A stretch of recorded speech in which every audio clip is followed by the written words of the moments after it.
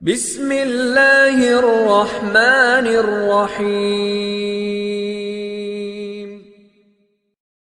السلام علیکم عزیز طلباء اور طالبات، دار ارقم اقبال ٹاؤن کیمپس راولپنڈی میں خوش آمدید۔ میں ہوں آپ کی اسلامیات کی ٹیچر مس سمرینہ خان، اور آج ہم کریں گے اسلامیات کا پہلا ہفتہ، اور پہلے ہفتے کا آج ہم کریں گے سبق نمبر 2 اور سبق نمبر 3۔ سب سے پہلے آج کی تاریخ لکھیں۔ آج کی تاریخ ہے 5 اپریل۔ آج کے پہلے ہفتے میں سبق نمبر 2 اور سبق نمبر 3 میں ہم اللہ تعالیٰ کی نشانیاں، اس سبق کے مختصر سوال اور تفصیلی جوابات کریں گے۔ تو بیٹا آج کا ہمارا ہفتہ نمبر 1 کا کام مکمل بھی ہو جائے گا۔ شروع کرتے ہیں۔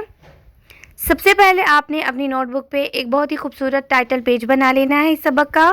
اس کے بعد اگلے سبق پہ آپ نے مختصر سوالات لکھنے ہیں۔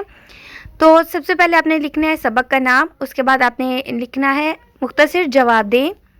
سوال نمبر 1، نشانی کسے کہتے ہیں؟ جواب، نشانی اس چیز کو کہتے ہیں جس کے ذریعے سے ہم کسی چیز کو پہچانتے ہیں۔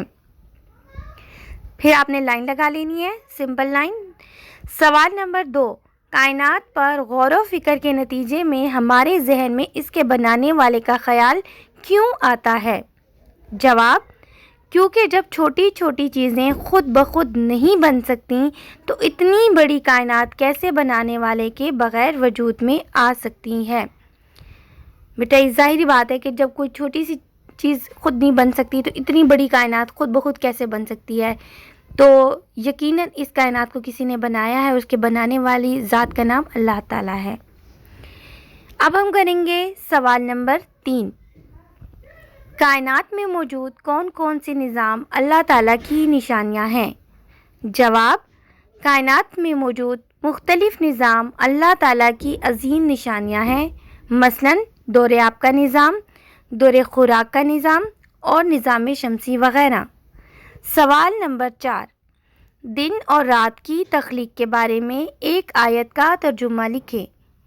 ترجمہ، نہ سورج کی مجال ہے کہ وہ چاند سے ٹکرا جائے اور نہ رات دن سے پہلے آ سکتی ہے، یہ سب مقررہ دائروں میں گردش کر رہے ہیں۔ سوال نمبر 5، آیت کا ترجمہ لکھیں۔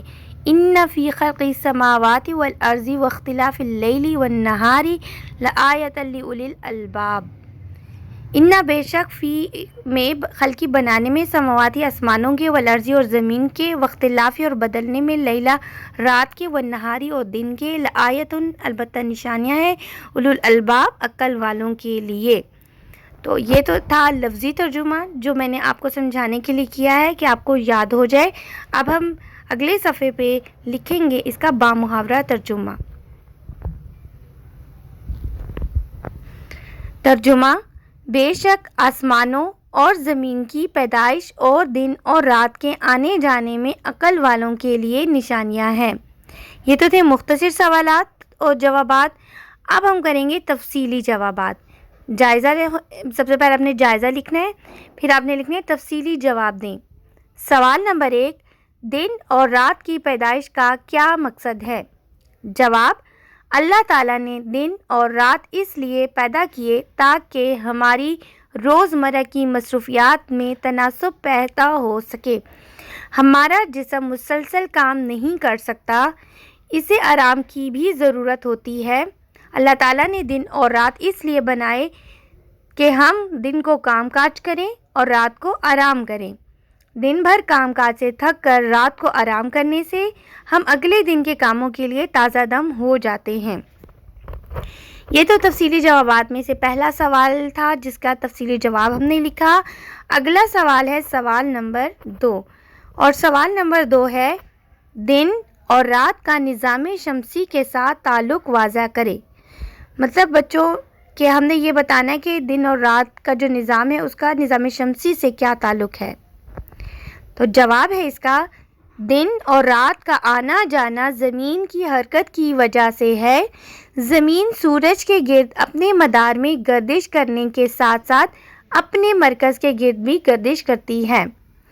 مرکز کے گرد گردش کے دوران میں زمین کا جو حصہ سورج کے سامنے ہوتا ہے وہاں دن ہوتا ہے، زمین کا جو حصہ سورج کے مخالف سمت میں ہوتا ہے وہاں اندھیرا ہوتا ہے، اسے رات کہتے ہیں۔ پھر جواب ختم ہونے کے بعد آپ نے سمپل لائن لگا لینی ہے۔ اگلا سوال ہے ہمارا سوال نمبر 3، ہمارے اوقات کے حساب کا نظام شمسی سے کیا تعلق ہے؟ جواب، جی ہاں، دن اور رات کا حساب ہم منٹوں، گھنٹوں، مہینوں اور سالوں کا تعین زمین اور چاند کی حرکت سے ہی کرتے ہیں۔ ہماری زمین اپنے مرکز کے گرد ایک چکر 24 گھنٹوں میں مکمل کرتی ہے، اسے ہم ایک دن شمار کرتے ہیں۔ اسی طرح زمین اپنے مدار میں سورج کے گرد ایک چکر 365 دنوں میں پورا کرتی ہے اور اسے ہم شمسی سال کہتے ہیں۔ چاند کا زمین کے گرد ایک چکر 29 یا 30 دنوں میں پورا ہوتا ہے اور اسے قمری مہینہ شمار کرتے ہیں۔ یہ تو تھا سوال نمبر 3۔ اب ہم کریں گے سوال نمبر 4 جو کہ آخری سوال ہے۔ اس میں 2 آیات ہیں جن کا ترجمہ ہم نے لکھنا ہے۔ پہلی آیت ہے لَشَمْسُ يَنبَغِي سے شروع ہوتی ہے، وَكُلٌّ فِي فَلَكٍ يَسْبَحُونَ تک ختم ہوتی ہے۔ یہ آپ کتاب سے پوری آیت لکھ سکتے ہیں۔ اس کا ترجمہ ہے، نہ سورج کی مجال ہے کہ وہ چاند سے ٹکرا جائے اور نہ رات دن سے پہلے آ سکتی ہے، یہ سب مقررہ دائروں میں گردش کر رہے ہیں۔ دوسری آیت ہے هُوَ الَّذِي جَعَلَ الشَّمْسُ، وہی ہے جس نے سورج کو بنایا۔ یہاں سے آیت شروع ہوتی ہے، عدد السنین والحساب تک آیت ختم ہوتی ہے۔ اس کو بھی آپ کتاب سے، اپنی مطالعہ اسلام کی کتاب سے پوری آیت لکھ سکتے ہیں آپ۔ ترجمہ، وہی اللہ ہے جس نے سورج کو روشن اور چاند کو چمکدار بنایا، چاند کے گھٹنے اور بڑھنے کی منزلیں مقرر کر دی تاکہ تم اس سے برسوں اور تاریخوں کے حساب معلوم کرو۔ ملتے ہیں اگلے سبق میں۔ اللہ